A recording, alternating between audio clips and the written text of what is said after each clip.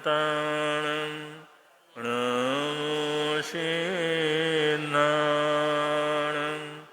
નમો આયર્યાણં નમો વજ્રાયણં નમો લોય સબસાઉણં એસો પંચણમોકારો સબ પાવપણાસણો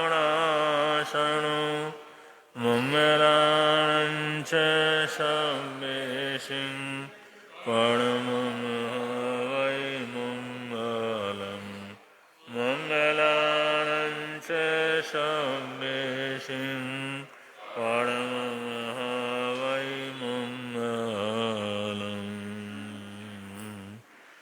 ધમ્મો મંગલમુખિતં અહિંસા સંયમો તવો દેવા વિત્તં નમસન્તિ યશરમેશયમણો જાદુમસપુફેષુ ભમરો અભિયૈરસં નયપુખં કિલામેયી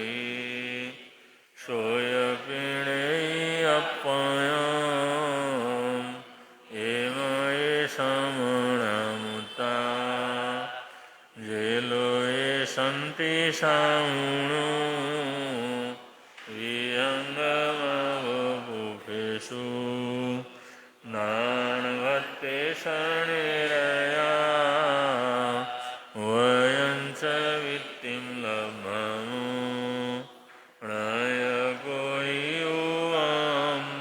પ્રયગોયુવામયીં આગળે સૂર્યન્તે ઓફેશો ભમરાજા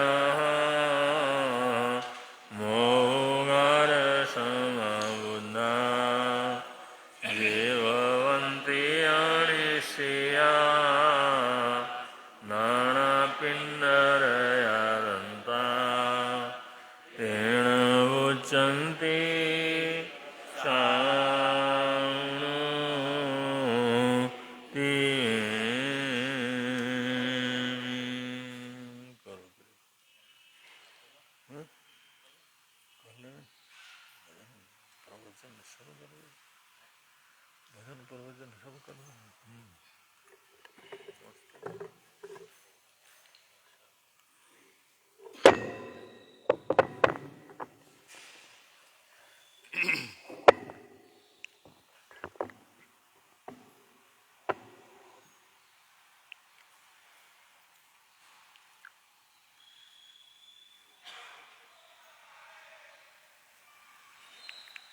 हे भीष्म पितामह सुमति गुरुवरा बंदन चरणे करो दुख हरा गुरुदेव गुरुदेव हे भीष्म पितामह सुमति गुरुवरा बंदन चरणे करो दुख हरा गुरुदेव गुरुदेव देवभूमि जन्मे क्षत्रिय कुल में कठोर अनुशासन करुणा थी दिल में जन जन को तुम्हें प्राणों से प्यारे भव भव के तुमने कष्ट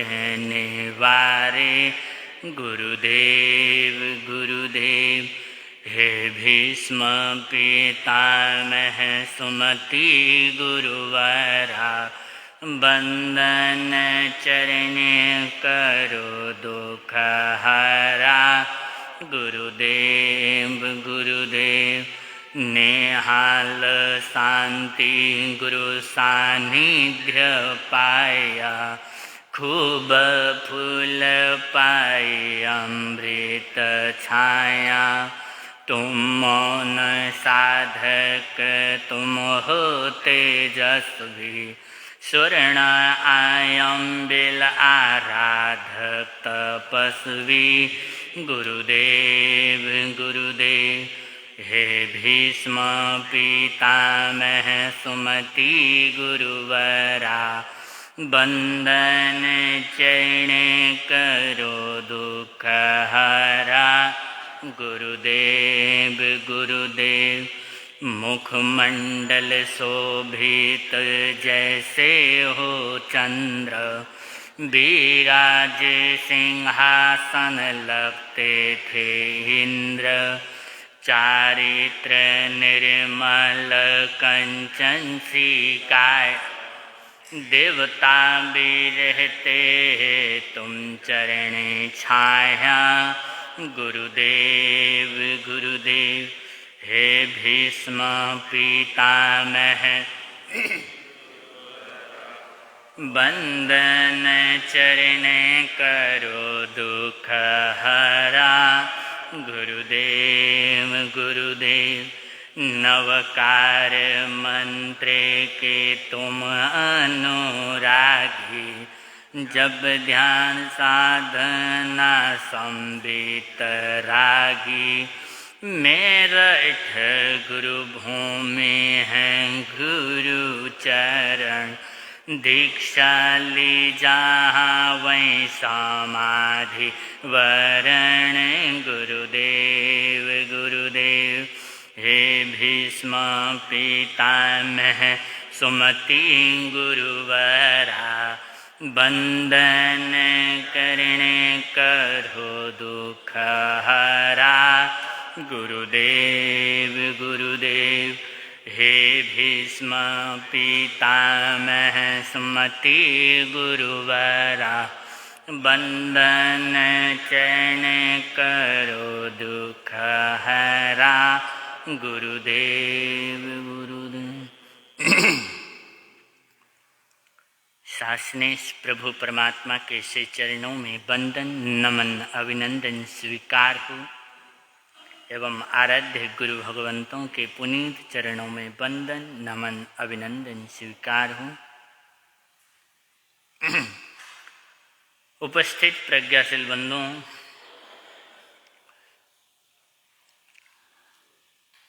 लगभग पर्युषण के बाद पहले पुच्छिस्वणम का स्वाध्याय चला, फिर वीर निर्वाण पक्ष के उस पावन अवसर पर उत्तराधायन सूत्र का हमने पारायण किया।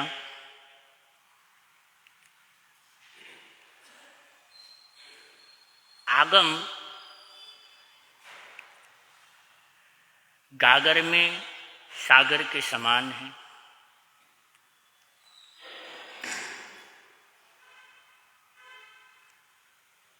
वास्तविक जन्म अगर हमारा परिचय, हमारी जीवन की प्रस्तावना आगम के अनुसार हो तो वही वास्तविक जन्म माना जाता है। जब साधक का जीवन परिचय आगम से दिया जाए, जैसे पिछले समय में आपने उस वीर स्तुति के माध्यम से, उस वीरत्व की स्तुति के माध्यम से महावीर स्वामी के जीवन के चरित्रों के, उनके गुणों को श्रवण किया। हमारा जीवन में जब हम आगम के दृष्टिकोण से परिचय प्राप्त करते हैं तो हमारा जीवन आनंदमय, उल्लासमय, सद्गुणमय हो जाता है। इसलिए आगम का बड़ा महत्व है। इसी जीवन मरण की यात्रा में जन्म और मरण दो पहलू हैं, उसके बीच में जीवन है। उस जीवन को सार्थक बनाने के लिए हम आगम के उन वचनों को श्रवण करते हैं, हम आगम को सुनते हैं, जिससे हमारे कर्म बंधते हैं और जीवन और मरण के चक्र को भव भव तक फेरने वाले कौन क्या होते हैं? कर्म होते हैं। और कर्म कैसे होते हैं? अच्छे होते हैं, बुरे होते हैं? दोनों होते हैं।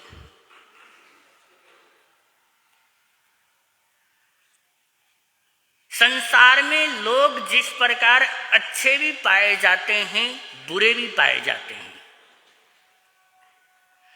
परिवार में सारे के सारे सदस्य अच्छे हों ये भी जरूरी नहीं है, परिवार में सारे के सारे सदस्य बुरे हों ये भी जरूरी नहीं है। दोनों प्रकार के लोग पाए जाते हैं।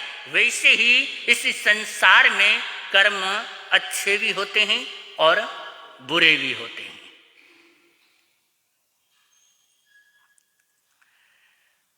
बुरे दोनों प्रकार के कर्म हैं।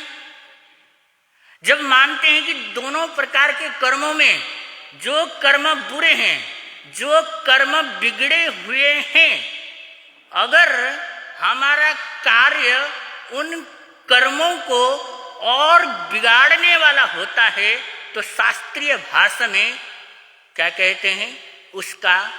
उस शब्द एक मिलता है, उद्वर्तन,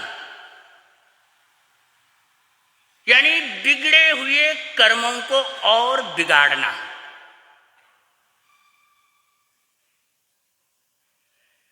कर्म दोनों प्रकार के मिलते हैं, हमने यहां तक बात समझ ली, लेकिन कर्म सुधारा भी जा सकता है या नहीं? लोग अच्छे हैं, बुरे हैं, दोनों प्रकार के लोग हमने समझ लिया। संसार में दोनों प्रकार के लोग हैं, लेकिन क्या ऐसा समय आ सकता है, क्या ऐसा दिन आ सकता है, क्या ऐसा विचार उन मन मस्तिष्क के उस लोगों के विचार में बैठ सकता है कि वह सुधर भी सकता है, सुधर सकता है?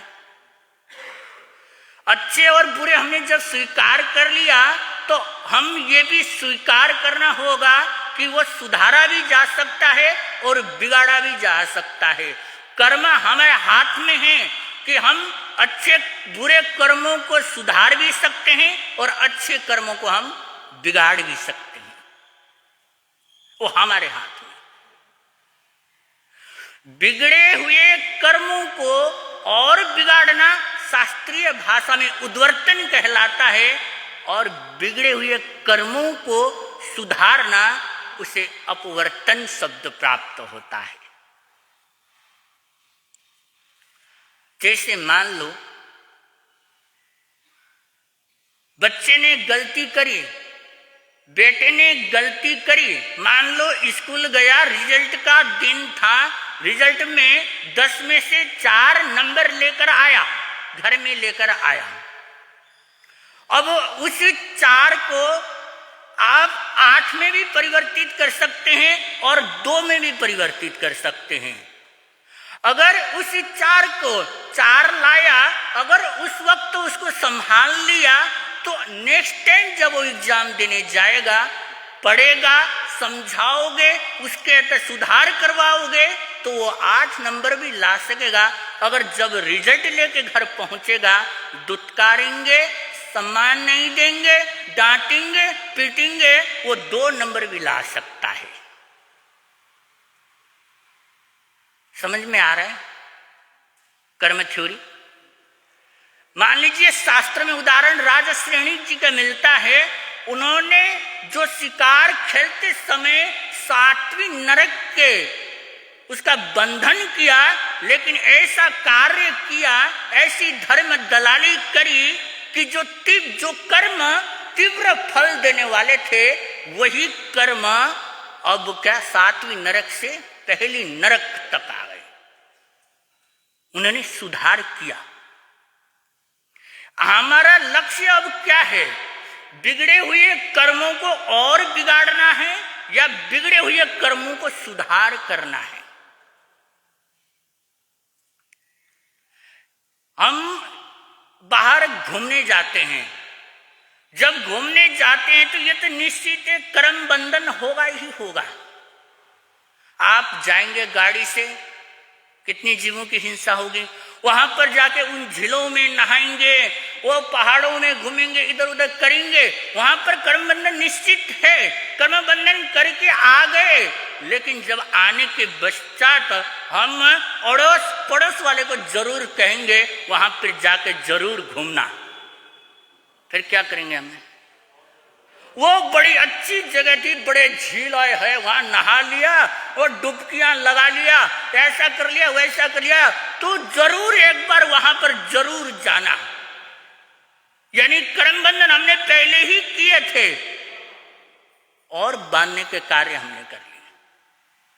आप गए नहीं हो दोबारा, आप मात्र वाणी से, उन शब्दों से उसका बखान करके, उसका अनुमोदन करके क्या करते हैं? कर्म का बंधन कर लेते हैं। यानी अब इस बीच के अंदर जो एक शब्द मिलता है संक्रमण, परिवर्तन। संक्रमण का अर्थ होता है परिवर्तन, यानी बिगड़े हुए कर्मों को और बिगाड़ना शास्त्रीय भाषा में उद्वर्तन कहलाता है, बिगड़े हुए कर्मों को सुधारना शास्त्रीय भाषा में अपवर्तन कहलाता है।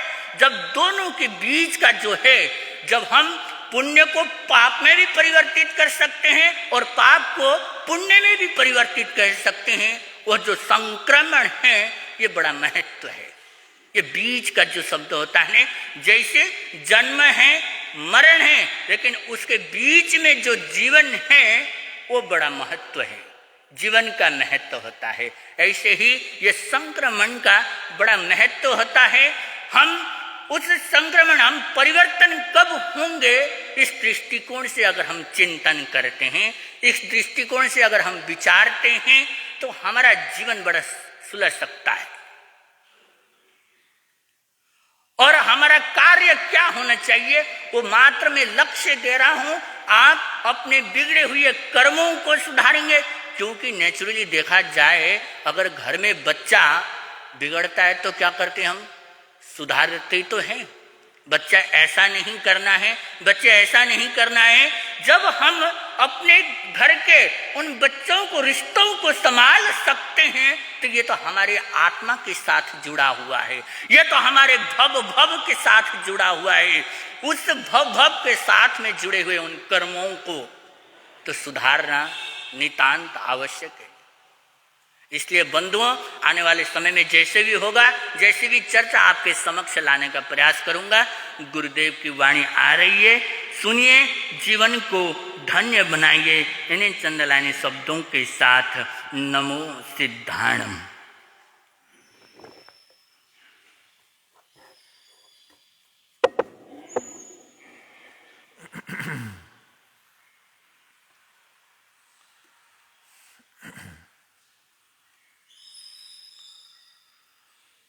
बोलो बोलो प्रभु नाम, बोलो वीर नाम, बोलो प्रेम और प्यार से।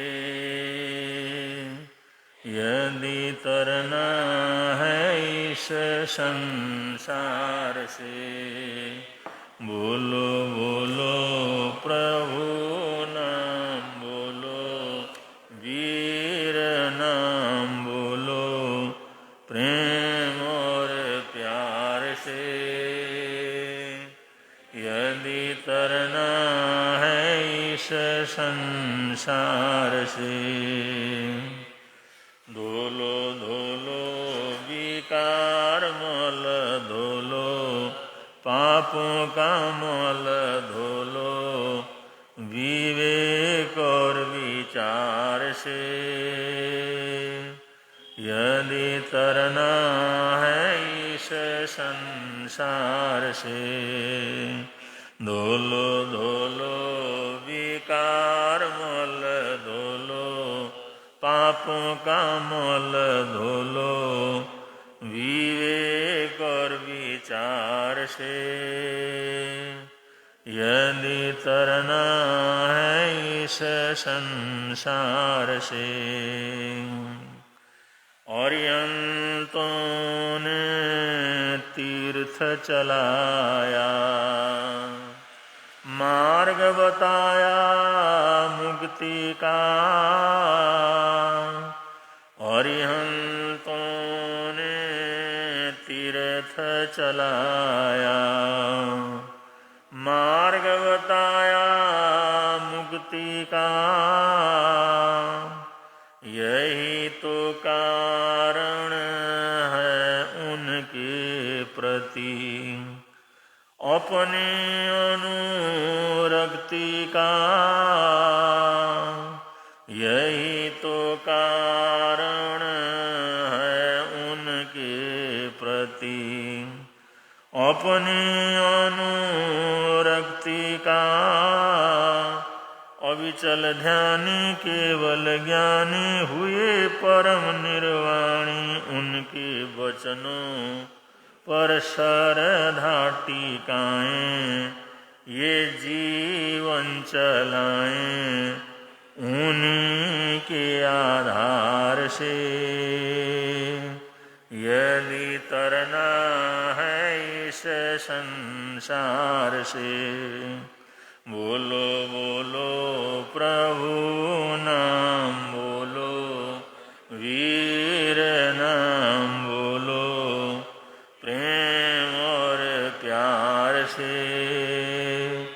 यदि तरना है इस संसार से, धोलो धोलो विकार मल धोलो, पापों का मल धोलो विवेक और विचार से। यदि तरना है इस संसार से, यदि तरना है इस संसार से। त्रिभुवन पीड़ा रणहार हो, तुमको मेरा नमस्कार। सर्व जगत के अलंकार, प्रणाम तुम्हें मेरा बार। तीन जगत के नाथ आपके चरणों में जाऊं बलियार। भवसागर के शोषण करता, तुमको वंदन बारंबार। भवसागर के शोषण करता, तुमको वंदन बारंबार।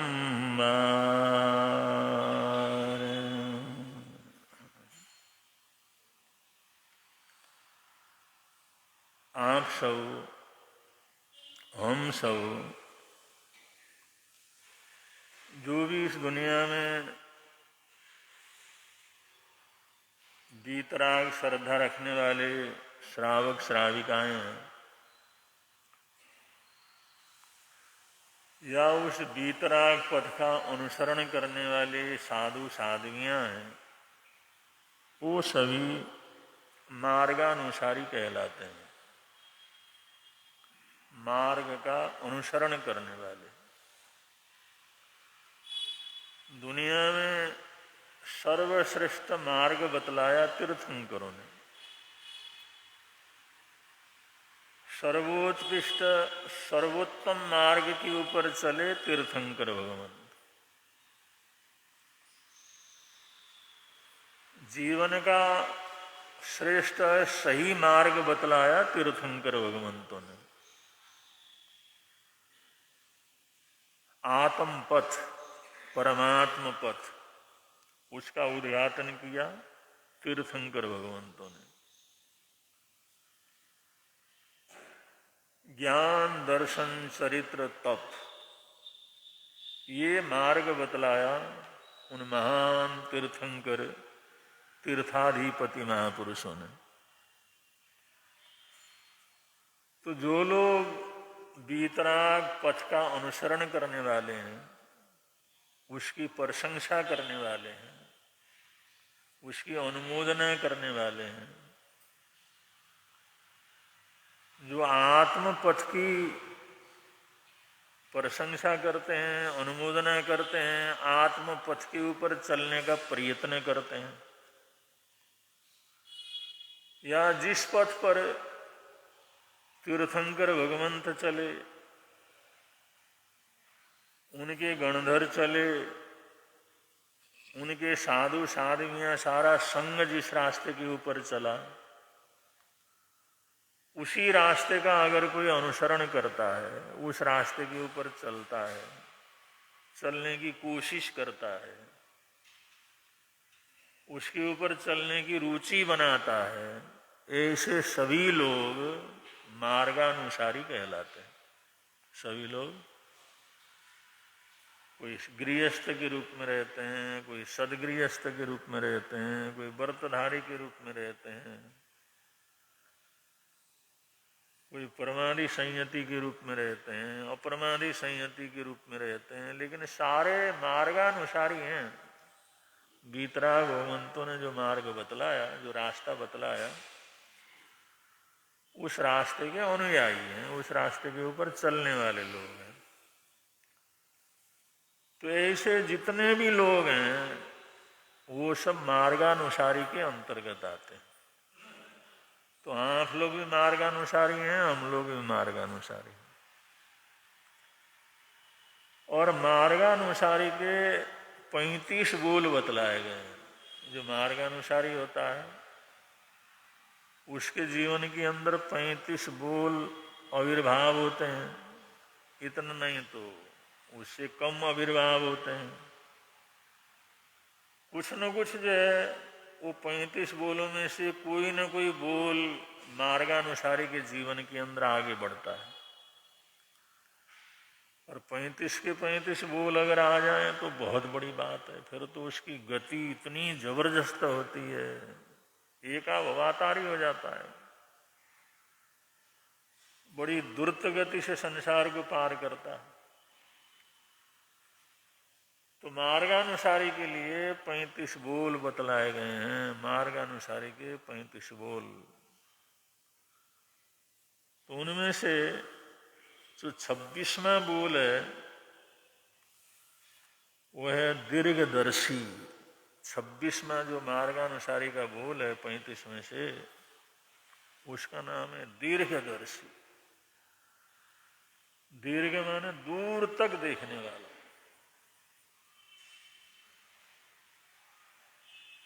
अब दूर तक देखने वाले का मतलब जितना हम आंखों से देख लेते हैं वहां तक तो सभी देख लेते हैं। जहां तक हमारी आंखों की पहुंच नहीं, उसके बाहर की चीज भी जो देख लेते हैं।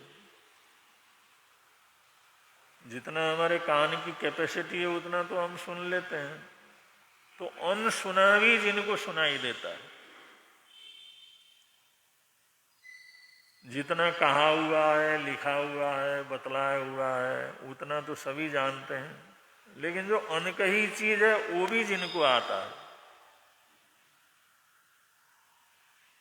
ऐसे अनसुना सुनने वाले, अनदेखा देखने वाले,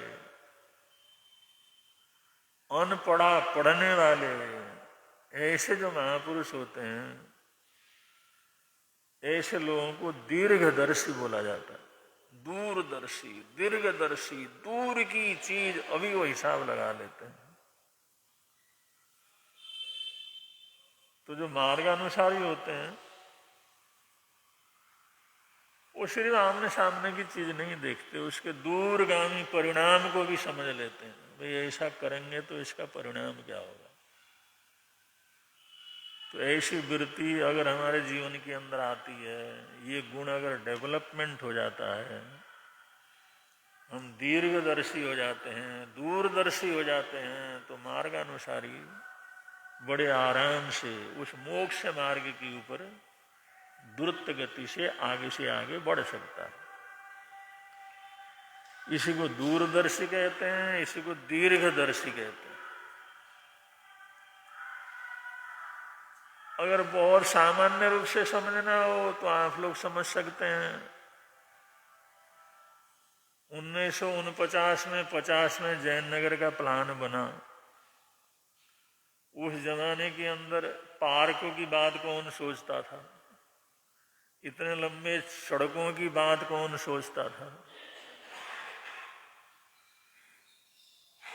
लेकिन आराध्य गुरुदेव श्री शांति स्वरूप जी महाराज सामने का वे प्लान से करना है और इतना इतना जगह छोड़नी है। अब किसी को समझ में नहीं आता था, चारों तरफ जंगल है तो पार्क की इतनी जगह छोड़ने की क्या जरूरत है। वो भी लूटे पुटे हम लोग आए हैं, जगह मिली है, अब इतनी जगह छोड़ने की क्या जरूरत है, इतने लंबे चौड़े सड़क छोड़ने की क्या जरूरत है। उस समय तो साइकिल भी नहीं थी, तो ये तो मैदान था। क्या क्रिकेट मैदान बनाना है क्या, क्रिकेट खिलाना है यहाँ, क्या कोई वॉलीबॉल जो है कोई ऐसे खेल का आयोजन करना है। इतने लंबे चौड़े सड़क छोड़ने की जरूरत ही क्या।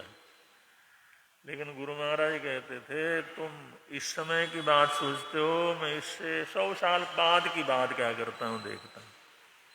तो इसको कहते हैं दीर्घदर्शी।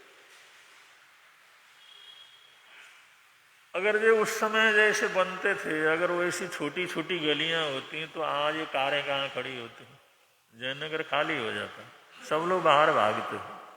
जैसे गांव से बाहर भाग जाते हैं ना, पार्किंग की जगह ही नहीं है तो यहाँ रह के क्या करेंगे, गाड़ी करने की जगह ही नहीं है तो यहाँ रह के क्या करेंगे।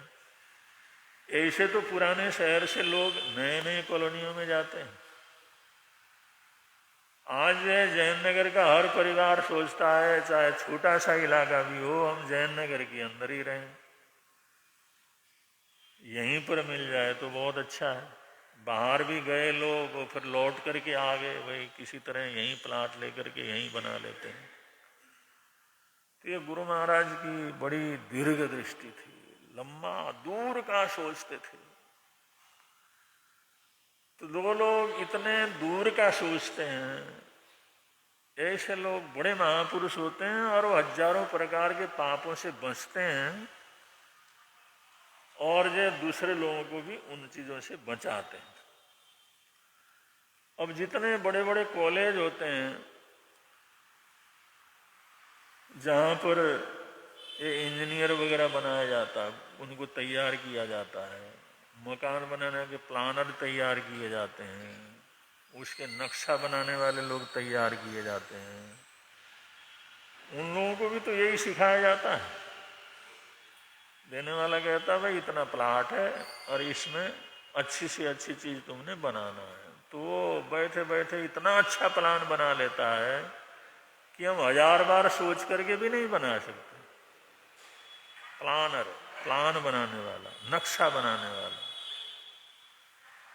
कोई कंपनी के प्लानर होते हैं, प्लान बनाने वाले होते हैं, दुकान मकान के प्लान बनाने वाले होते हैं, प्लाटों के प्लान बनाने वाले होते हैं। वो लोग ऐसा प्लान बनाते हैं, उनको एक जगह का टुकड़ा देखने के बाद सब समझ में आता है इसका क्या क्या क्या उपयोग हो सकता है, इसको कितना बढ़ाया जा सकता है, कितना अच्छा बनाया जा सकता है, इसमें ज्यादा से ज्यादा जगह का उपयोग कैसे किया जा सकता है। तो यही पढ़ाया जाता है वहां पर। तो जिनको ऐसी बुद्धि आ जाती है, ऐसा मानसिक सोच जिनका बढ़ जाता है, दूर दृष्टा जो हो जाते हैं, दूर दृष्टि जिनकी जो विकसित होती है, तो ऐसे लोग, ऐसे मार्गानुसारी लोग शासन के गौरव को बहुत अधिक बढ़ाते हैं, शासन की सेवा बहुत अधिक करते हैं।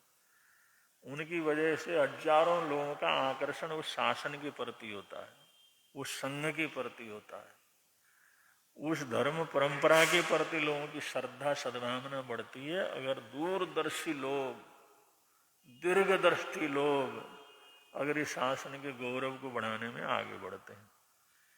इसलिए शास्त्रकार कहते हैं मार्गानुसारी को दीर्घदर्शी होने की जरूरत है। अब हमारे को अभ्यास कर लेना चाहिए, चलो भाई इतना नहीं है तो कम से कम थोड़ा बहुत तो सोच सकते हैं, इतना तो सोच सकते हैं।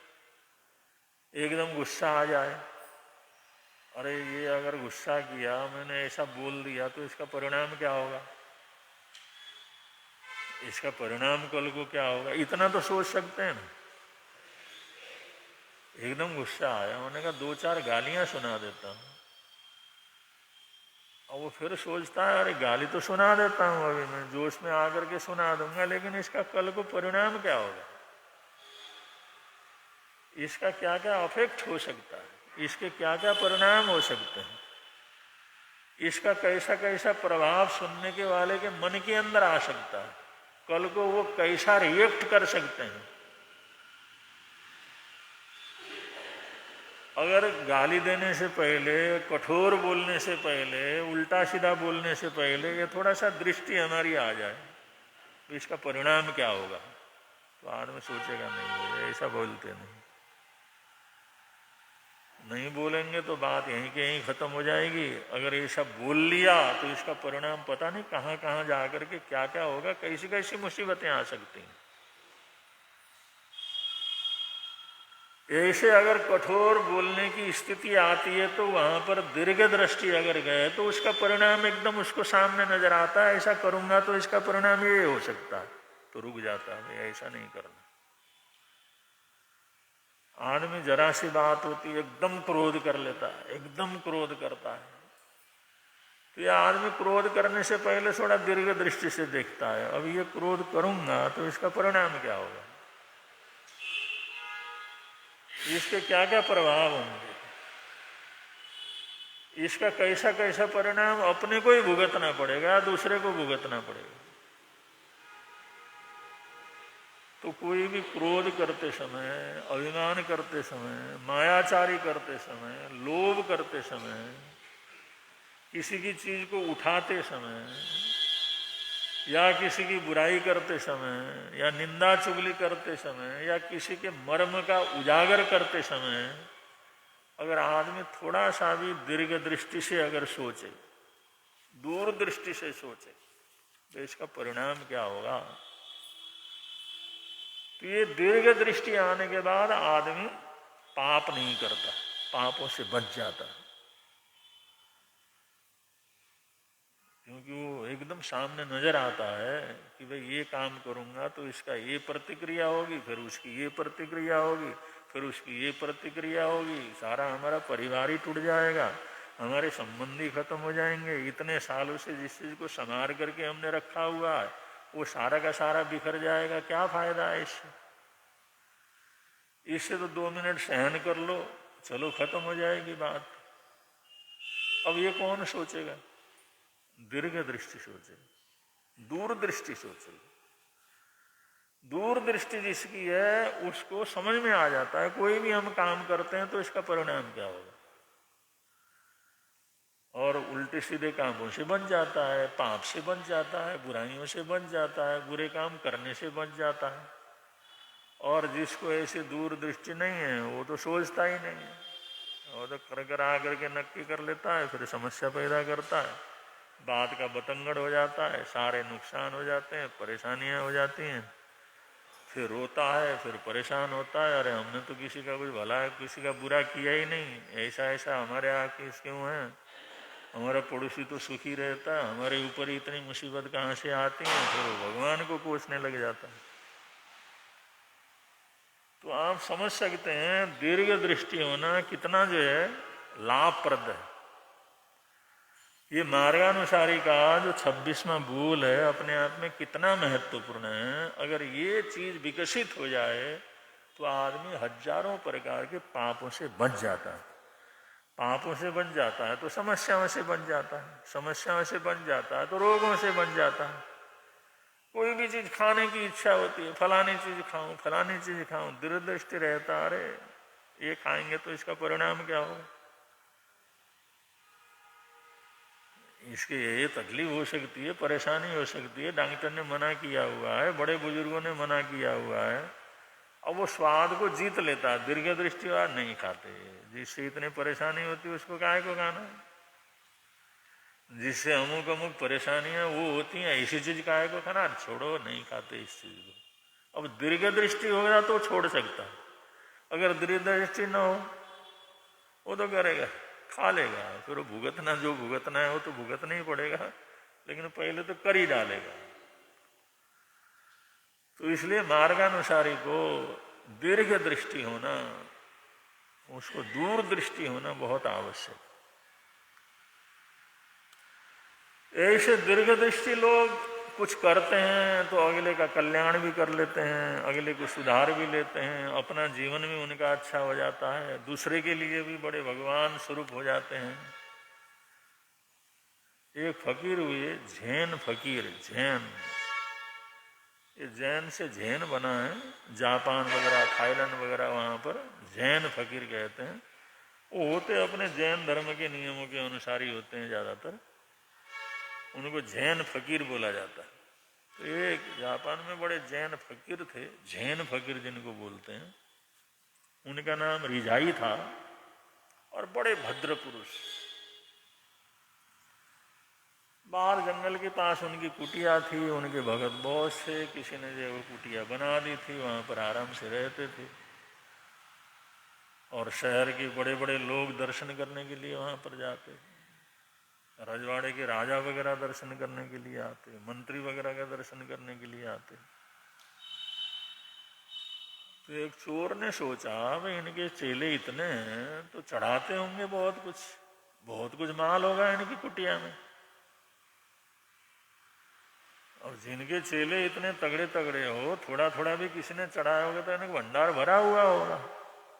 उसने हिसाब लगाया, चलो जैन फकीर की इस कुटिया में इसमें चोरी कर लेते हैं। और बहुत देर तक तो रात को जो वो जगते रहे, भजन पाठ वगैरह करते रहे, प्रभु का स्मरण के अंदर लगे रहे। अब जब तक जगते रहे तब तक तो हिम्मत नहीं हुई चोर के अंदर घुसने की। जिस समय उनकी आवाज शांत हो गई तो अंदर घुस गया।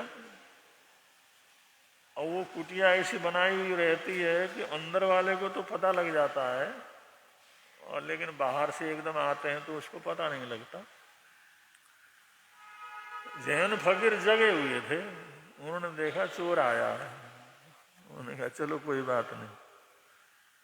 और उस कमरे में चला गया, उस कमरे में चला गया, वो थैला टटोला, वो बर्तन वगैरह टटोला।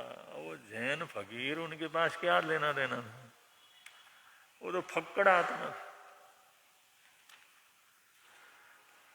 लोग तो बहुत उनको मानने वाले थे, लेकिन वो कुछ लेते तो थे ही नहीं, कुछ था ही नहीं। पेट भर लिया, दूसरे दिन के लिए तो उनको चिंता फिक्र नहीं थी, एक दिन के लिए भी ज्यादा कुछ रखते नहीं थे। और वो चोर इधर उधर देखा, अरे इतने लोग आते हैं, इतने बड़े बड़े लोग आते हैं, अरे कुछ न कुछ तो होगा। चारों तरफ देखा, हिसाब किताब लगाया, ध्यान करता रहा महात्मा न जग जाए। लेकिन वो तो जगे हुए थे बेचारा, वो क्या करता, वो लेटे हुए थे आराम से। उन्होंने कहा सोए हुए हैं, चलो चोरी कर लेते हैं। उसने सारा छान मारा, कुछ नहीं मिला, कुछ नहीं मिला तो बड़ा निराश हुआ। और निराश होकर के जिस समय जाने लगा वहां से, जैन फकीर थे, उन्होंने अरे भाई बात सुन, और डर गया बुरी तरह। उनसे तो जाग रहे, इन्होंने तो देख लिया। अब जिस समय और तेज भागने लगा, रिजाइन अरे बात सुन इधर आ। अब उसकी आवाज, वो सन्यासी की आवाज, और सन्यासी की आवाज उसको नजरअंदाज करने की ताकत कहाँ थी। उनकी आवाज में इतनी गरिमा थी, उनकी आवाज में इतना बल था, वो बेचारा बाहर नहीं जा सका। वो लोग इधर आ जाए, उन्होंने सोचा ले मर गए आज तो ये महात्मा छोड़ेगा नहीं अपने। बोलता ऐसा है और ऐसा बुलाया है, और मैंने सोचा पता नहीं है, लेकिन इसको तो सब पता है। और बेचारा उनकी बात को टाल नहीं सका, सामने आकर के खड़ा हुआ। रिजाई भी बैठ गए। उन्होंने कहा भले मानस, जब चोरी करना था, चोरी करने के लिए यहाँ पहले मेरे को बता देता, कोई पर्ची वगैरह भेज देता, अरे कुछ न कुछ इकट्ठा करके रख देता, अरे कुछ तो काम आता। शाम से लेकर के सवेरे तक तूने मेहनत की, मिला कुछ नहीं, क्या फायदा हुआ? चोर सोचने लगा आदमी कैसा है। अरे कम से कम कल बता देता, 2 दिन पहले बता देता, मैं आने वाला हूं, चोरी करने के लिए आने वाला, चोरी करने के लिए आने वाला थोड़ी बताता। वो बेचारा चुपचाप खड़ा रहा। मैंने कहा ले, कुछ मिला तो नहीं? कुछ नहीं मिला।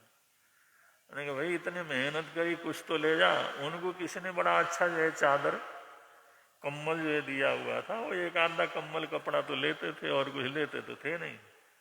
वो कम्बल ओढ़ा हुआ था, उन्होंने कहा ले एक कम्बल लेकर के चला जा, ये कम्बल है, अच्छा कम्बल है, लेके चला जा। वो चोर बेचारा हक्का बक्का हो गया। उन्होंने कहा नहीं महात्मा जी, आपका एक ही है, आपके पास और कपड़ा भी नहीं है, इसी एक ही कम्बल को तो आपने ओढ़े हुए हैं, इसको कह, अरे भेजा इसको। उन्होंने कहा नहीं नहीं, आप माफ करो, ये कम्बल मेरे को नहीं चाहिए, आप एक से महात्मा और आपका एक ही कपड़ा है, सर्दी का मौसम है, इसको मैं कैसे लगा? अरे भाई, अरे इतने मेहनत की, कुछ तो करेगा, कुछ तो चाहिए। उन्होंने इधर वो कम्बल उठा करके उसको लेके जा, चिंता फिक्र न कर। और वो कम्बल पकड़ा दिया, वो चोर कम्बल लेकर के। अब क्या करता? मैंने कहा ले जा ले। अब मना भी नहीं कर सकता था, मना 2-3 बार किया, मैंने कहा नहीं, वो माने नहीं। वो कम्बल लेकर के गया, और कम्बल तो बड़ा महत्वपूर्ण था, बड़ा महंगा भी था।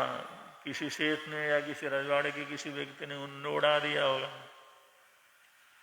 और सोचने लगा इसको उड़ करके कहाँ कहाँ घूमूंगा, और थोड़ा बहुत पैसे मिले तो कम से कम कुछ न कुछ तो गुजारा हो।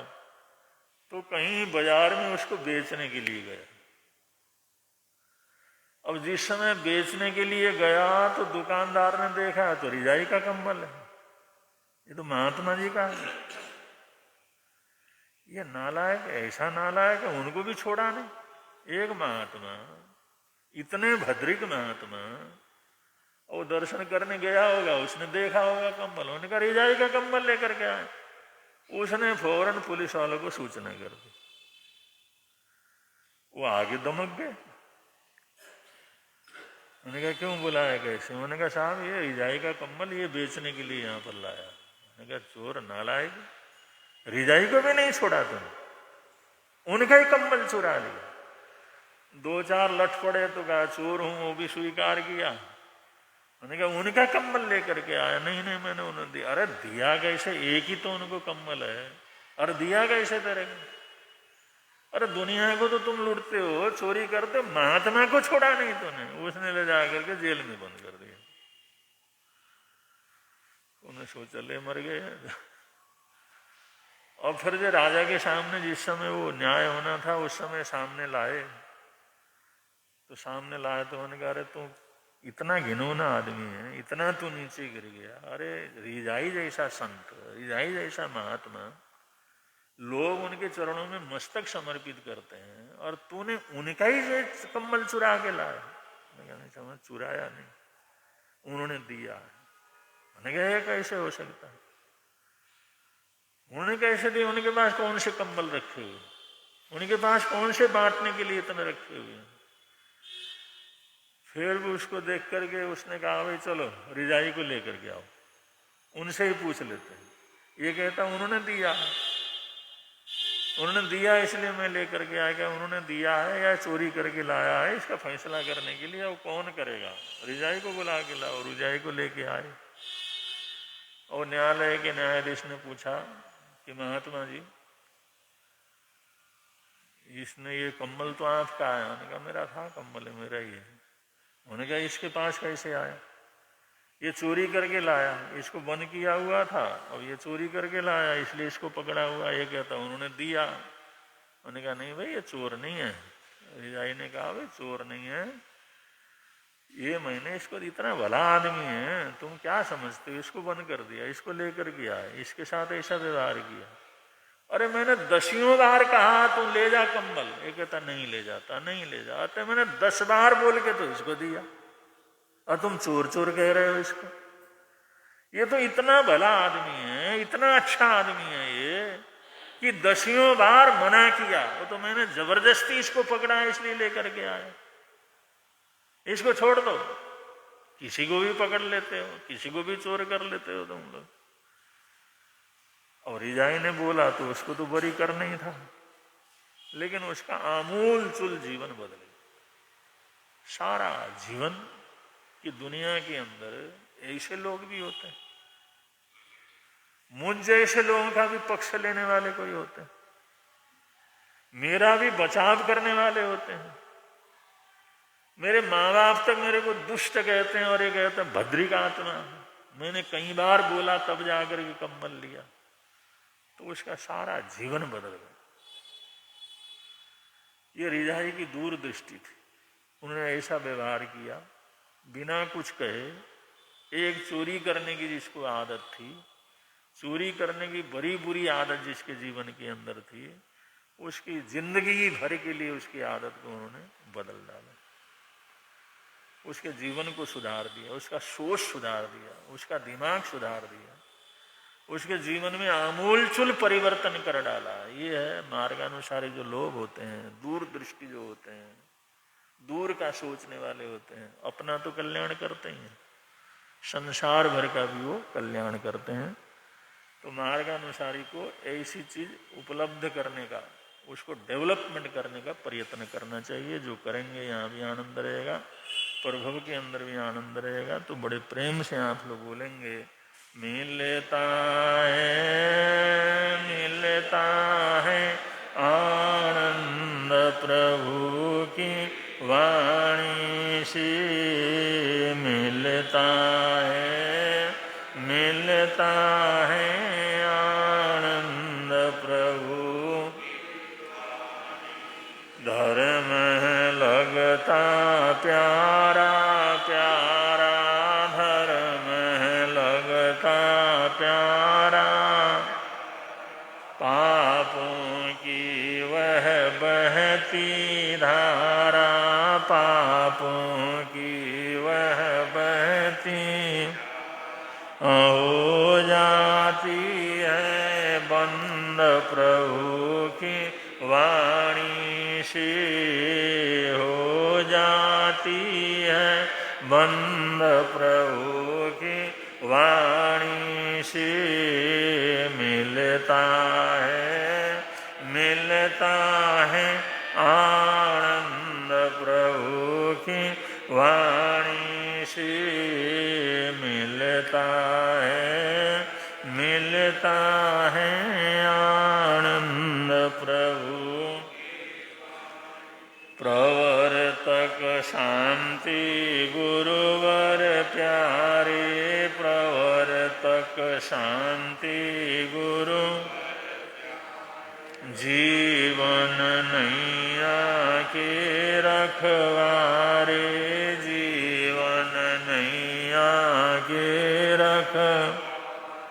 जोड़ गए संबंध प्रभु की वाणी से, जोड़ गए संबंध प्रभु की वाणी से। मिलता है आनंद प्रभु की वाणी से, मिलता है आनंद प्रभु। आज अगर किसी भाई बहन का एक आसना भी